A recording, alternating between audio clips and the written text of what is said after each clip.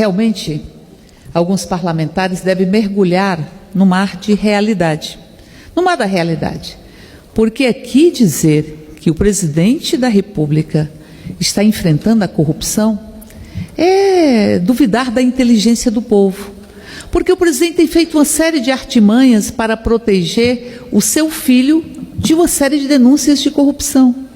O presidente não consegue explicar aonde está Queiroz e não consegue trabalhar na perspectiva de que nós saibamos quem mandou matar Marielle. E eles viram e falam, mas nós queremos saber quem mandou matar Celso Daniel. Ora, Celso Daniel, houve uma investigação, foi uma perda imensa para o país. O país chorou com a morte de Celso Daniel. Mas à época, o governo do estado estava na mão do PSDB e o governo federal também na mão do PSDB. Nós tínhamos Alckmin, se não me falha a memória, e Fernando Henrique Cardoso. E foi feita uma investigação. E essa investigação apontou e apresentou os culpados, que foram devidamente responsabilizados. É diferente, completamente diferente do que nós estamos vendo nesse país, que é a proteção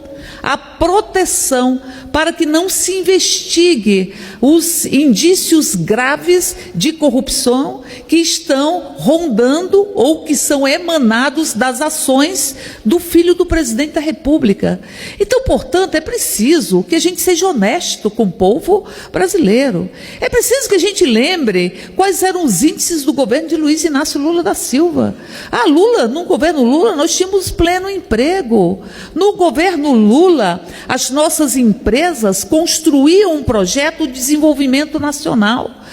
No governo Lula, o filho do trabalhador podia empunhar uma enxada em uma mão e um diploma de nível superior em outra mão. Este povo, filhos e filhas de trabalhadores que foram excluídos das universidades, como foram excluídos dos aviões, como foram excluídos da mesa farta que enfrentou a fome neste país com o governo de Luiz Inácio Lula da Silva.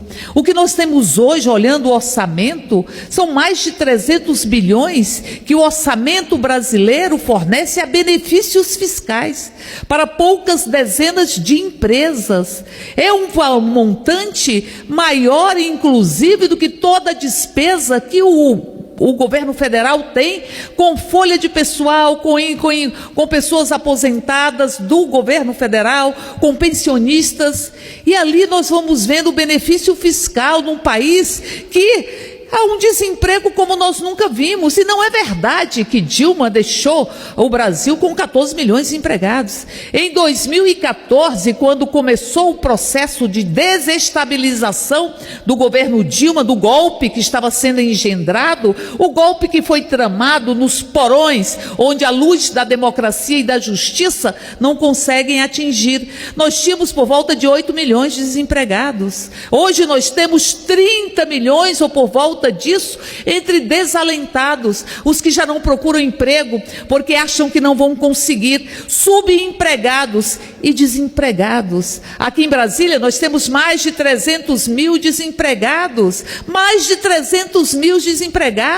e o desemprego ele não atinge e angustia só quem está desempregado, porque faz com que o amanhã seja objeto de muito medo, de muito receio, mas também quem está no mercado de trabalho. E aliado a isso, o que nós temos do presidente da República dizendo, ora, você tem que escolher, ou você quer direitos ou você quer emprego? Não, nós queremos empregos e direitos, porque nós queremos fazer esse Brasil voltar a crescer. Este governo que mudou a regra de reajuste do salário mínimo, porque faz um Brasil onde os pobres não cabem dentro dele. Este é o orçamento que o governo mandou, onde estão congelados recursos para a educação e ao mesmo tempo você tem uma esqueletização dos recursos para as políticas sociais. E o governo que tem medo da educação e quer silenciar a educação. E por que quer silenciar a educação? Porque quer fazer o inverso do que foi ou do que é a lenda de Pinóquio. Porque Pinóquio era o boneco de pau, marionete, que se transformou em gente. Este governo quer transformar gente em marionetes, em bonecos de pau, sem consciência crítica, ventrílocos da ditadura e do arbítrio emanado do Palácio do Planalto. É isso que nós estamos vivenciando nesse Brasil. Nós tivemos o mito de que a terceirização geraria emprego, não gerou. De que a reforma trabalhista geraria emprego, não gerou. De que a reforma da Previdência iria gerar emprego e não vai gerar. E agora eles já começam a dizer, não vai gerar, mas apenas vai começar a ter uma outra era no Brasil. Tenham vergonha. Não utilizem de um presidente que estimula o ódio e que protege a sua família de qualquer denúncia de corrupção. Um presidente que acha que os seres humanos podem ser hierarquizados, que tem ser humano que tem o direito de amar e outros o que te cabe são os armários, que seres humanos podem viver com a subalternização que ele exala. E ali é o poema de Augusto dos Anjos: a mão que afaga é a mão que apedreja, a mão que afaga o sistema financeiro, a mão que afaga o rentismo neste país, é a mão que apedreja o povo brasileiro, as mulheres, a população LGBTI, os jovens, os estudantes, as universidades. Isto é a realidade do governo Bolsonaro, que vai sendo entranhada na consciência do povo brasileiro e derrete a sua popularidade. Nunca antes na história deste país nós tivemos um presidente que em tão pouco tempo de governo teve uma redução tão drástica do seu apoiamento pela população brasileira. A maioria da população brasileira não confia em Bolsonaro.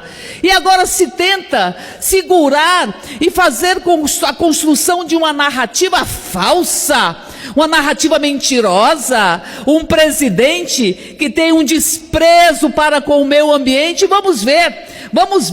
O presidente disse que o IBAMA atrapalha empresários e produtores brasileiros e passa por um processo de enfraquecimento do órgão. O ministro do Meio Ambiente, que é investigado por fraude ambiental, já havia inclusive indicado que fiscais que aplicassem multas que ele considera inconsistentes seriam punidos.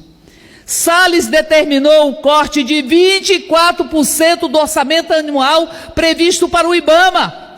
O IBAMA teve seu orçamento reduzido de 368,3 milhões para 279,4 milhões. Só as despesas fixas do IBAMA estão calculadas em 285 milhões. E o número de multas aplicadas pelo IBAMA por desmatamento ilegal teve queda de 34%. Porque o que faz esse governo?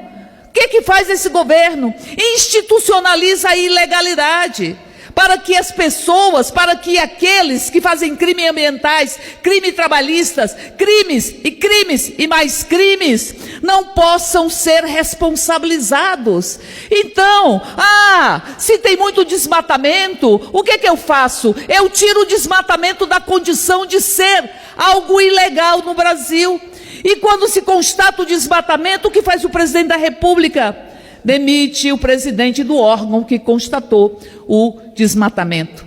Em abril, o governo criou o órgão regulatório com o poder de perdoar ou revisar multas ambientais.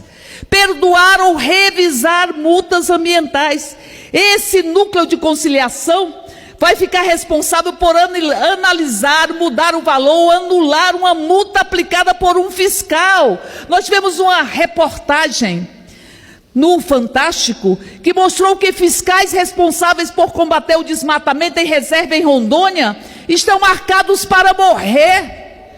Criminosos invadem as terras públicas. E o que fala o presidente da República? Que é preciso regularizar a invasão, que é preciso regularizar o próprio crime. Nós estamos vencendo isso. E me vem aqui falar que o governo Bolsonaro combate a corrupção. Ele tem que explicar primeiro, porém, como é que a Lava Jato, ela constata que o senhor Guedes recebeu mais de 500 mil reais de uma empresa fantasma, constatado pela Lava Jato, mas a Lava Jato não pediu a investigação de Guedes, que era o grande artífice da campanha de Jair Bolsonaro em 2018. Como nós vimos o depoimento de Rodrigo Janot, que diz, dentre outras coisas, que havia uma pressão da Operação Lava Jato para criminalizar Lula e definir o quadro eleitoral. Tenham vergonha, tenham vergonha, tenham vergonha.